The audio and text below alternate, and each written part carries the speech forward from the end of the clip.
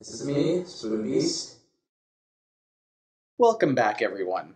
I hope you enjoyed the first part of this 3-part ridiculous character request series. Now that we've come back for yet another week, this week's category are the endless roster lists that feature nothing but third-party characters.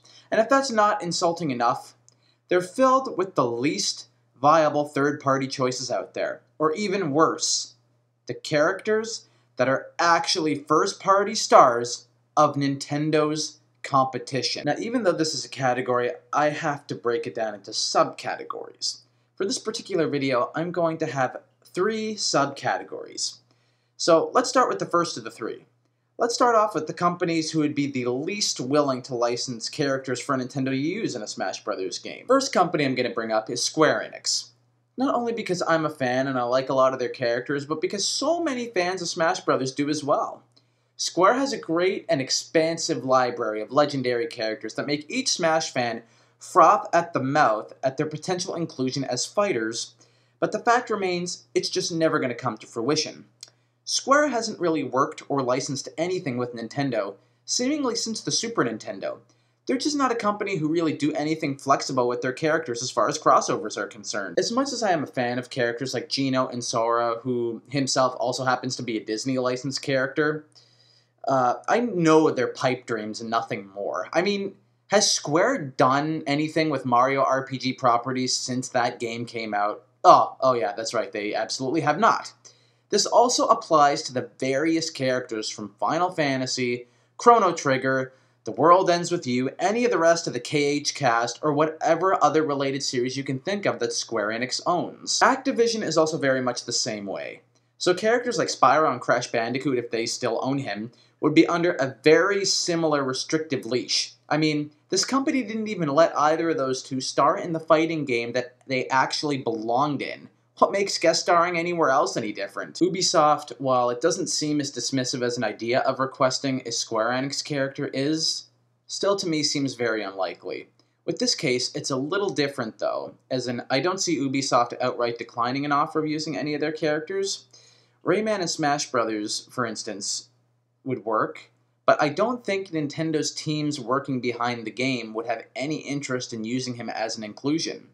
Yet I often see requests in plenty for Rayman and even some of the other characters licensed by Ubisoft themselves. Another big thing is for fans to request more than one or even multiple characters from a third-party company, despite the fact that one of their licenses are already being used in the game. Like requests for Beautiful Joe, Phoenix Wright, and Travis Touchdown despite Mega Man's inclusion, or even requests for Bayonetta with Sonic's confirmation, and so on and so forth. You catch my drift.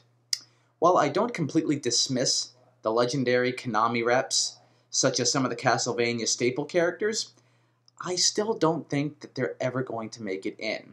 But hey, never say never, and no, I don't find them ridiculous requests either. In fact, they're pretty wise choices.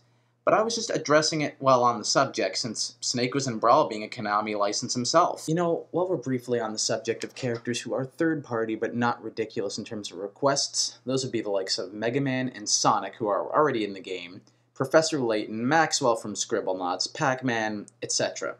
Notice the lineage with all those names listed, even with Nintendo themselves. Now we move on to the second subcategory, which is cartoon characters. That's right, I've seen various requests from SpongeBob SquarePants to Mickey Mouse. Now, I really don't need to spend too much time on this one, do I? But hey, I'll give it a little bit of an address for you guys. Again, like mentioned with my anime characters video last week, production companies for said shows and movies that feature plenty of yours and mine favorite cartoon characters license to a developer to make a game for the properties that they own. These game publishers who release the titles do not have any say in what these characters do otherwise whatsoever. Disney, Nickelodeon, etc. do. So in saying that, it kind of disqualifies any television and or movie characters from being possible guest characters, doesn't it? Well, if anything, it certainly doesn't help their chances. It takes a very special case, especially for Disney, to cross over with their characters to any sort of gaming universe. It happened once with Kingdom Hearts, and that may be the last series we see that happen in for a long, long long time. Now, we are on to the most silly and shameful of all third-party character requests. We are at the level of naivety and arrogance that's so strong that sometimes I have to really question about if these certain fans are being serious or not. Our third subcategory for today, my dear subscribers, is character requests for Smash Brothers from the direct competition of Nintendo. In essence, if you're still lost with that description, I'm talking about people who want characters from Sony, Microsoft, and their second-party developers. You've all seen the request before. For Master Chief, any Assassin's Creed protagonist, Lara Croft, the Gears of War cast, Nathan Drake, and the rest of Uncharted, I seriously could go on and on. Hell, I've even seen requests for Sackboy. No joke. I can understand most fans assuming that just because they aren't Nintendo characters that they must be third-party, but for this, it's really not the case. Did these requesters actually check to see how many consoles these characters appeared on? Most of them really did only stick on the PS3 and 360 individually, and couldn't have less of a shot at making the roster.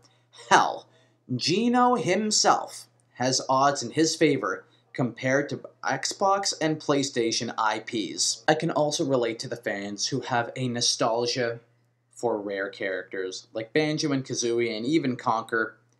They were close with Nintendo for many years, but in the end, they did get bought out by Microsoft, and have been second-party franchises to the Xbox for a very long time now, even if we truly wish that that wasn't the case. As always, guys, it'd be greatly appreciated if you were to follow me on the Facebooks, Twitters, and Instagrams of the world. These social media outlets are always a great way of staying connected to me in between all of my YouTube activity. Also, do feel free to drop a comment on this video, on my channel, or hell, even add me up on Skype. We can discuss all things gaming, even talk about a few video request ideas, anything you can think of to ask me, feel free to do so. Also, even better, too, like Joseph Solano, a dear subscriber of mine, has done lately, just start following me on Twitter. I'll probably follow you back, and we can chat about anything Smash Brothers, anything Nintendo related. You can talk to me personally at any time you want. It's a really great way of staying connected to me. I would highly recommend it. That or Skype. It's like really the best ways of getting connected to me at any time. On that note, though, I am a frequent co-host of the I Got Gameplay podcast for Fanboys Anonymous. It airs live every Saturday night at 8 p.m. Eastern Time. Hope to see you all there. Hope you enjoy the show when we put it on. Have a good one, folks. A good rest of your week. And I'll see you in the conclusion for part 3 of the most ridiculous Smash character requests.